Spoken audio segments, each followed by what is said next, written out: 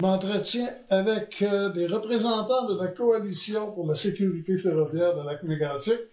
M. Carrette, M. Fluet, M. Poirier, déçu du jugement? Déçu et pas surpris du jugement, quand on sait que les compagnies, la compagnie CP, puis les autres compagnies comme les autres compagnies ferroviaires au Canada, ils ont tout le temps dicté les lois de sécurité au gouvernement, qui nous ont tout le temps gouverné. Puis c'est comme si le Transport Canada aurait été exécutant des règlements de sécurité que les compagnies ferroviaires ils ont édictés. On n'est pas surpris de ça. Et puis que, dans le fait aussi que, étant donné que c'est Irving qui avait commandé l'achat de la matière pétrolière de la compagnie Whirlpool, puis les autres, CP étaient juste transporteurs, mais selon la loi, il n'était pas tenu de tenir toute la sécurité. Ça tombait plutôt sur le producteur du pétrole et l'acheteur. Et puis qu'on n'est pas surpris de ça, du jugement. Puis c'est comme si il n'était pas responsable de l'étiquetage du convoi, ainsi qu'il n'était pas responsable des sous-contractants qui ont pris la relève de CP. Maintenant, on sait que la Coalition demandait une enquête publique. Là. Tu le demandez-vous encore? Oui, il semble qu'on vous entend moins là-dessus. Est-ce que vous le demandez encore, Gilles? On est toujours demandeur d'une enquête publique, mais on sait que ça n'arrivera jamais parce que, vu l'importance, la grosseur de cette compagnie-là, puis le pouvoir qu'ils ont sur les gouvernements, on arrête de rêver un petit peu, hein? OK. M. Poirier, on va aller sur un autre sujet. À l'heure actuelle, la voie de contournement est contestée à peu près de partout. À tort ou à raison, avec des arguments qui sont valables. Qu'est-ce que vous pensez de ça? Parce que je sais que pour vous autres, c'est la sécurité en partant. Oui. Qu'est-ce qui arrive là-dedans? Ben, qu'est-ce qui arrive? Premièrement, le tracé, c'est pas la coalition qui l'a tracé, c'est le gouvernement. Laissons travailler les experts là, au gouvernement, là, c'est eux autres qui disent si tel site, on peut passer là, on peut passer là, on peut passer là. Qu'est-ce qu'on attend aujourd'hui, c'est où que la voie de contournement va passer, que c'est là qu'on attend le monde se révolter, puis faire des manifs, puis ça. C'est la voie de contournement, ça l'apprend. OK? Je vais juste te donner un exemple. Moi, la voie de contournement, ça passe chez nous, je serais pas d'accord. Mais ça passe chez vous, ça me dérange pas. Mais, tu sais, c'est ça, là. Tu sais, Mme Boulanger, ça passe chez eux. Il y en a d'autres, ça passe chez eux. Tout le monde, où c'est que ça passe, là.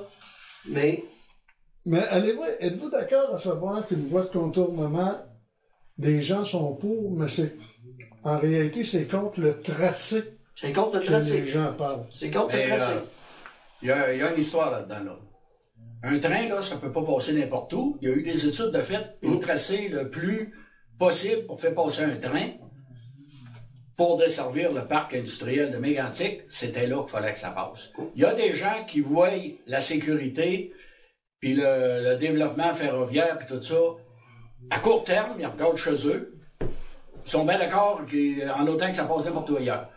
Mais ils regardent pas le côté de toute la population, Mais Frontenac va faire un sondage, elle va faire un référendum le 19 février.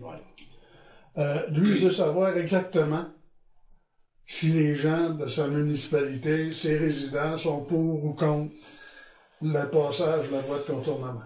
Ça va changer quoi, ce référendum-là? Si le monde n'en veut pas, il va passer là pareil. Le tracé, il est fait. Il y a des travaux qui sont commencés.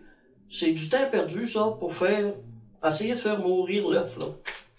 La voie de contournement, elle va passer, qu'arrête de faire des sondages, puis c'est ça.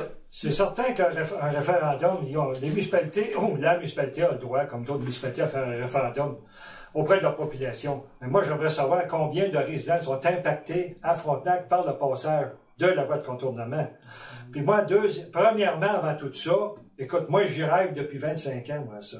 Quand on commençait à faire la voie de contour de la route provinciale, je me suis du temps de poser la question, ou j'ai posé la question, je me rappelle à d'aucuns administrateurs, pourquoi qu'en même temps, on ne fait pas le package, le projet d'une voie de contournement? Les gens s'exprimaient tous comme de quoi qu'ils étaient fatigués de voir le trafic là en ville, qui augmentait tout le temps. Mais ils n'ont jamais pensé, qui a pensé à faire sortir la voie ferrée du centre-ville? Qui a pensé à ça? Si le projet aurait été jumelé, ces deux projets-là auraient été jumelés, la voie de contour aurait passé il y a longtemps à l'extérieur. Peut-être pas sur ce tracé-là, mais un tracé qui aurait été acceptable par tout le monde. Puis on aurait eu une bonne desserte de développement économique pour notre parc industriel, qui s'est peut-être rendu plus gros que ça encore. Okay. Mais pour conclure, je comprends bien, pour la coalition, une voie de contournement, là, c'est pas négociable, faut qu'il y en ait une. C'est justement. C'est justement parce que, quand ils ont fait là, la voie de contournement là, pour les voitures, là, as-tu entendu chialer comme ça? Oui. Non. Ben non, pas tant. Là. Pas tout à fait autant, Ouais, mais... Pas tout à fait autant, là, mais tu sais, c'est ça. Ils ont décidé qu'ils passaient, puis ils ont passé, puis le monde sont bien contents de l'avoir aujourd'hui. Messieurs, je vous remercie. Merci André. Merci.